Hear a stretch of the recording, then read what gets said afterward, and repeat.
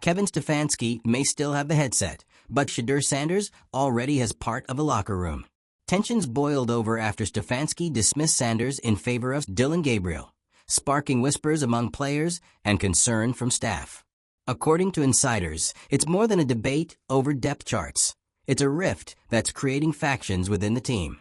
If you're into the real story and all the messy twists they don't show on highlight reels, go ahead and subscribe. And if you're sticking around to see how this Browns QB chaos plays out, you should definitely be subscribed. Some players see Stefanski's refusal to consider Sanders as a clear signal.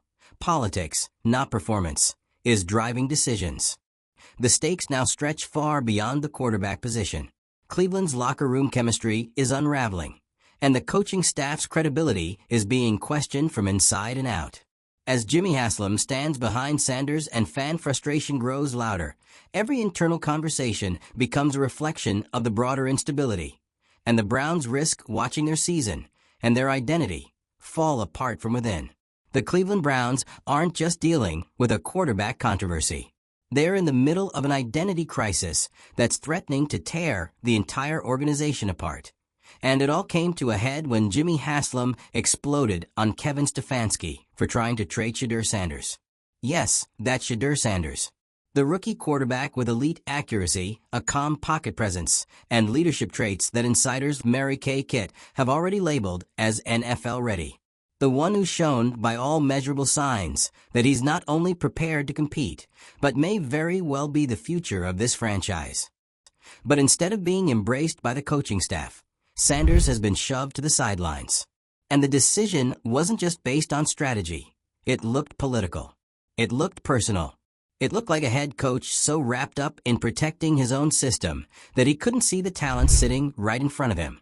And when trade rumors started circling, when whispers began suggesting Stefanski was actively trying to move Sanders before he could challenge the status quo, that's when Haslam stepped in, and not quietly. He blocked the trade. He went public. He made it crystal clear. Shedeur Sanders is staying in Cleveland. Not because it's a PR move, not because of hype, but because of talent. Because of the future. Because the Browns, for once, have a potential franchise quarterback on their hands. And ownership isn't going to let that opportunity get fumbled by a coaching staff clinging to the past. Let's break this down. Stefanski didn't just favor veteran presence in the QB room. He publicly dismissed Sanders' chances, downplayed him, compared him unfavorably to Dillon Gabriel and Joe Flacco. Really? Flacco, the aging journeyman who's bounced around as a short-term fix? Gabriel, a guy still trying to prove he belongs on an NFL depth chart? Meanwhile, Sanders has insiders, analysts, and even some players saying he's the best arm on the roster. It's not just a difference in philosophy. It's a coach refusing to adapt, even when the evidence is overwhelming. And that refusal has ignited a full-blown internal conflict, pitting coaching against ownership, veterans against rookies, and stability against progress. The locker room is feeling it. Players aren't blind. They see who's making plays in practice.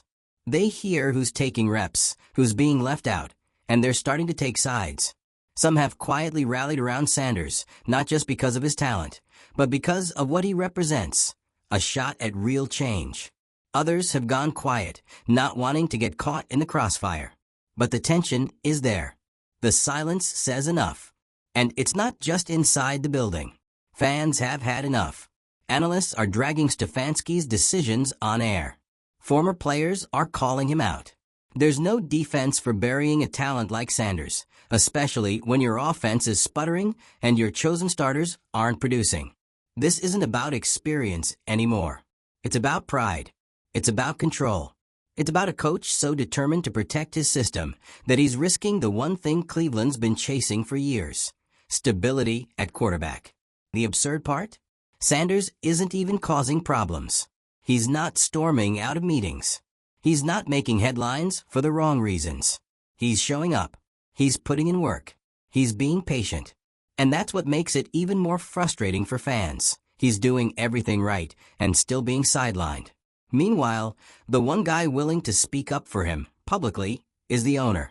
Jimmy Haslam didn't just express support. He made a move that upended the entire power structure in Cleveland. By stepping in to block any trade talks around Sanders, Haslam didn't just back a player. He called Stefanski out. Loudly. In front of everyone. That's not something owners do unless the situation has completely unraveled. So now, the Browns are staring down a decision that's bigger than who starts on Sunday. It's about direction. It's about leadership. It's about whether this franchise is finally ready to prioritize talent over politics. Because right now, the future is being benched while the present spirals, and everyone sees it. Let's be honest, Stefanski's job is on the line. Not in theory. Not 6 months from now. Now, you don't get into a public tug-of-war with your owner and survive very long, especially when your results aren't bulletproof. And right now, the Browns are not winning enough to justify this level of dysfunction. This is the moment. And Stefanski knows it. Every press conference where he dodges questions about Sanders, every week he hands the ball to Gabriel instead. The pressure builds. The fan base grows louder.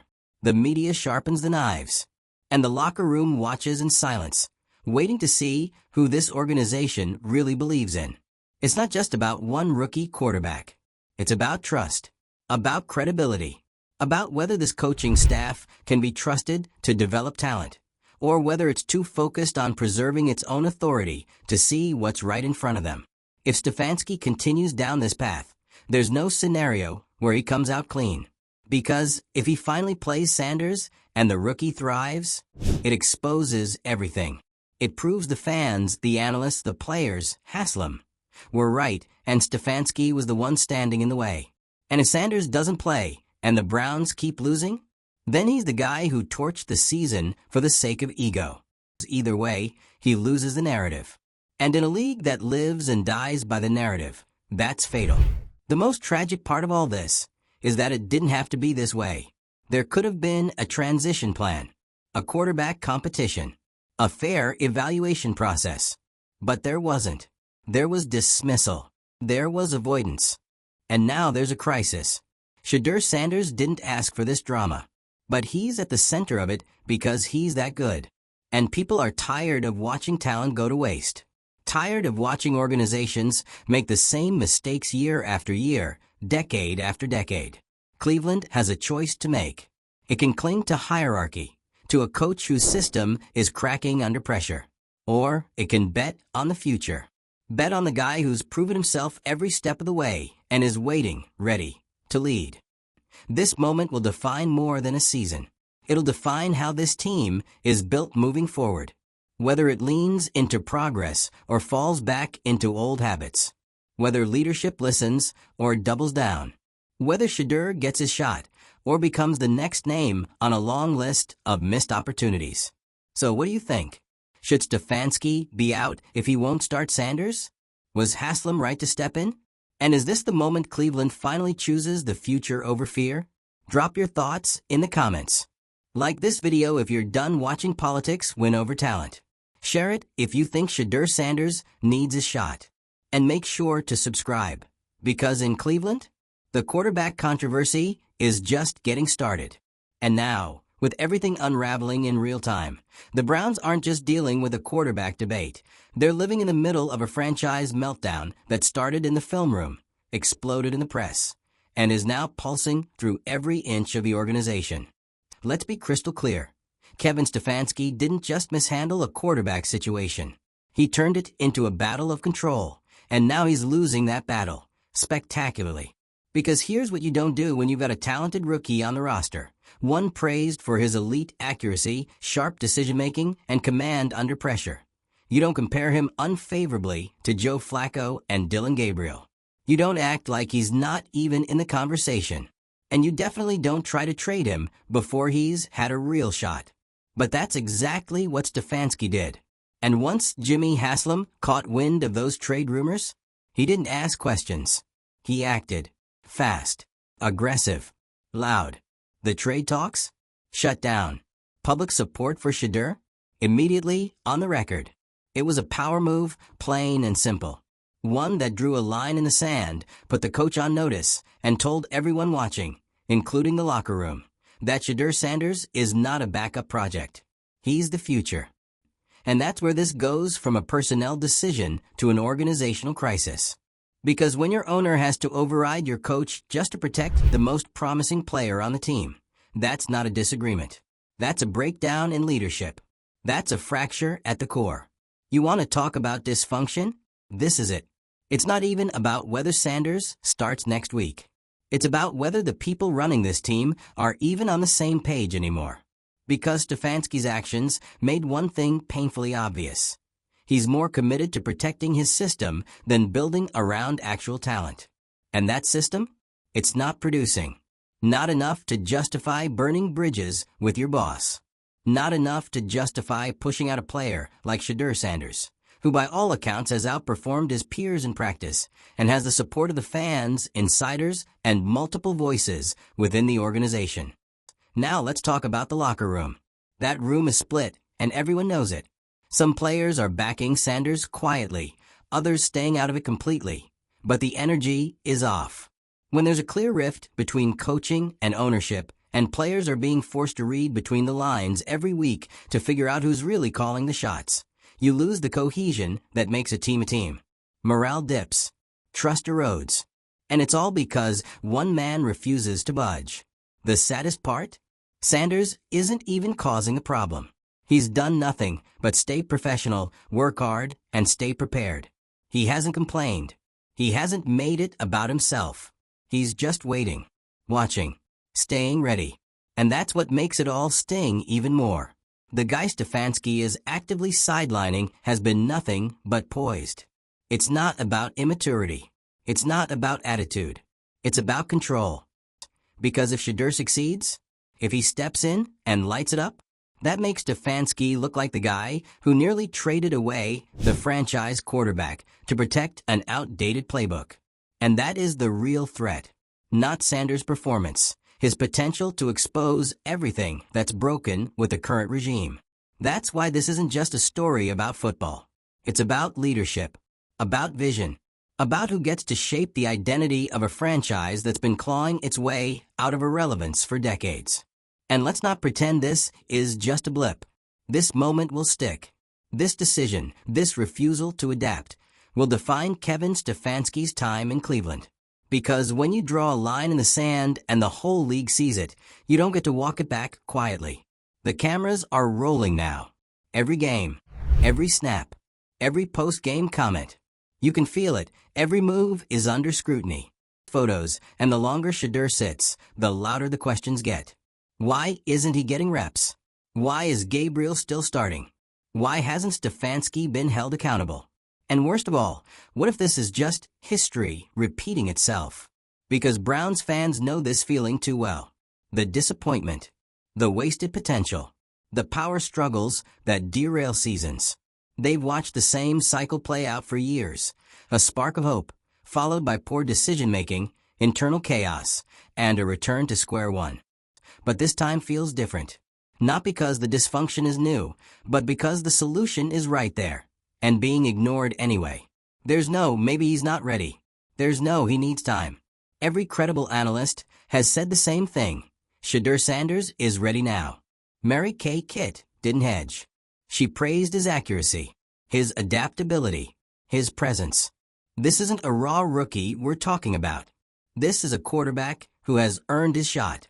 And the fact that he's still being benched? It's indefensible. So where does this all go? If Stefanski keeps playing it safe, if he continues to double down on his favorites, protect the old guard, and pretend like Sanders isn't being overlooked, it's not just the offense that's going to suffer. It's the whole franchise, the fan base, the culture. Because you can't ask players to buy in when leadership is this fractured. You can't sell a vision of winning when your coach and your owner are locked in a quiet war over who actually calls the shots. You can't build anything when one of the most talented players on your roster is viewed as a threat rather than an asset. And eventually, something's going to give. Either Stefanski adapts and gives Shedeur a real opportunity, or the Browns are going to make a change. And let's be honest, it's not hard to guess who has more leverage here. Haslam's already taken one swing. If Stefanski doesn't pivot, you can bet he'll take another. And Shedeur? He'll be fine. When he gets his shot, and he will get it, he's not going to waste it. Everything about how he's handled this situation so far screams maturity, poise, and leadership. He's been quiet while the building burns around him, but make no mistake, he's ready to take the wheel. And when that moment comes, it won't just be a quarterback stepping onto the field.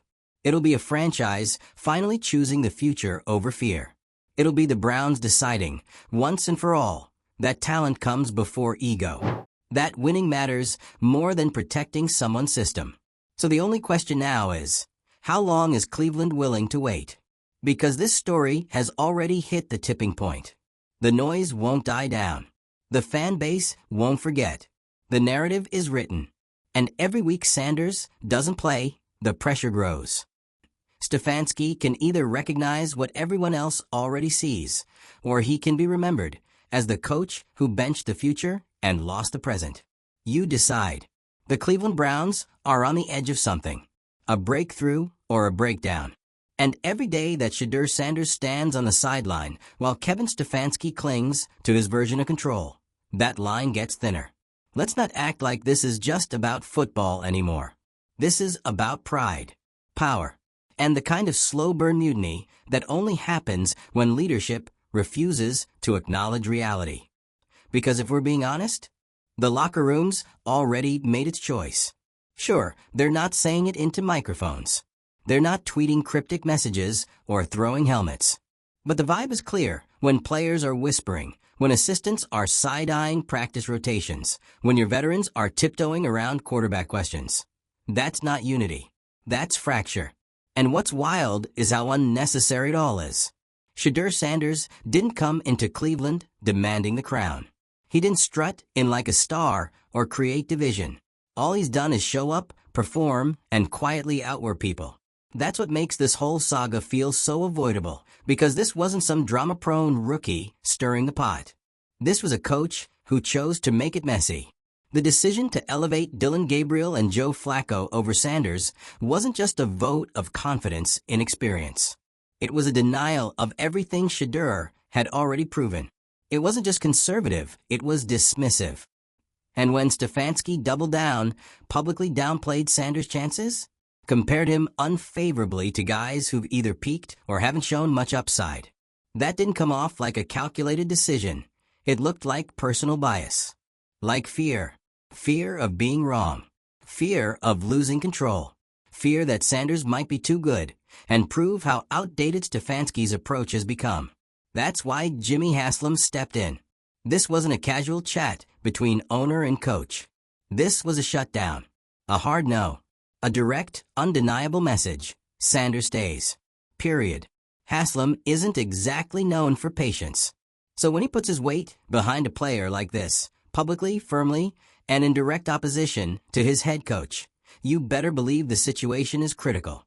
You don't get many moments like this in the NFL, where a franchise's entire direction hinges on a standoff between ownership and coaching, with a quarterback caught in the middle. But here we are, and it's not quiet anymore. The media isn't letting this go. Every press conference turns into a referendum on Stefanski's stubbornness. Every practice is dissected. Every snap Gabriel takes is held up against what Shedeur could be doing. And every time the Browns come up short offensively, the blame doesn't just land on the players. It lands squarely on the head coach. Because at this point, Stefanski is running out of cover. The support he once had, it's evaporating. The excuses? Exhausted. And the scoreboard? It's not helping. You can't hide behind "we're building something" when you're actively ignoring your most promising piece. That's what makes this so frustrating for Browns fans. This isn't a talent evaluation gone wrong. It's a leadership decision rooted in control. And when fans have seen this same movie on loop for 20 years, great players mismanaged, internal power struggles, and short-term thinking, it's exhausting. And this time, they know what's being wasted. Shedeur Sanders isn't a mystery. He's not an unknown quantity. The reports from camp have been consistent. He's accurate, poised, and already showing leadership beyond his years. Analysts like Mary Kay Kitt haven't been vague. She said it straight. His decision-making and adaptability are better than what we've seen from Gabriel. Period. You can't say that about most rookies. But Shedeur isn't like most rookies. And yet he's sitting. While Flacco lumbers through short yardage throws and Gabriel does just enough to get by, Sanders, your potential franchise quarterback, is watching from the sideline like he's some project for the future. Future? The future's already here. Cleveland just refuses to turn the lights on. This is the turning point. Because there's only so long you can stall progress before it starts pushing back. Haslam knows it. The locker room feels it. The fan base is screaming it. And even Stefanski has to know deep down that his time is running out. Because here's what's coming. If the Browns lose 1 or 2 more winnable games while sticking with this quarterback plan, the fan reaction is going to shift from frustration to fury. And Haslam, who's already shown he's willing to bypass the coaching staff, is not going to let that heat simmer for long. And if Stefanski caves and finally gives Shedeur the start, he exposes himself even more. Because if Shedeur thrives, and again, all signs suggest he will, it becomes clear Stefanski was the roadblock all along. That his refusal to adapt, his loyalty to his guys, and his commitment to a system that doesn't work was the thing holding this team back. That's not just a tactical error. That's a trust killer. You don't survive that. Not in Cleveland. Not in this moment. And if Shedeur struggles, the coach doesn't get a free pass either. Because fans will still ask, why didn't you play him sooner? Why was he buried behind 2 guys he's already outperformed? No matter how this plays out, Stefanski is boxed in. His own decision-making has created a no-win situation, one where the only way forward is to admit he was wrong. And based on everything we've seen, that's not something he's ready to do. But he might not have a choice for long. Because ownership isn't just watching anymore, they're involved. Haslam's intervention wasn't a suggestion. It was a statement. And if this team keeps trending in the wrong direction, it's not going to take much for that support to turn into action. The Browns don't have time to waste. Not with the division heating up. Not with the fan base fed up. And certainly not with a quarterback on the roster who looks like he could be the most exciting thing to happen to this team since ever. This is the fork in the road. One path leads to more of the same. Coaches choosing comfort over growth, systems over players, and mediocrity over momentum. The other path? It leads to something new, something bold, something that actually feels like progress. But it starts with one decision: play Shedeur Sanders. Because if they don't, if they let this moment slip away because someone was too stubborn to evolve, then this won't just be another quarterback controversy. It'll be the biggest missed opportunity in Browns history. So what would you do if you were in Haslam's shoes? Let us know in the comments. Like this video if you're tired of watching coaches sabotage their own teams. Share it if you believe it's finally time for the Browns to stop talking about the future and actually start building it. And make sure to subscribe, because the next decision out of Cleveland could change everything.